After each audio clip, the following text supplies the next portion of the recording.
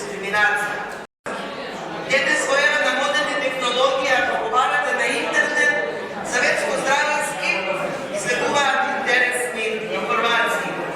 Ништо за неговата стручност, за неговата професионалност, за неговата заложба за заштита на човековите права, ама за неговата лојалност кон ВМРО ДПМН и неговата послушност према теден информации.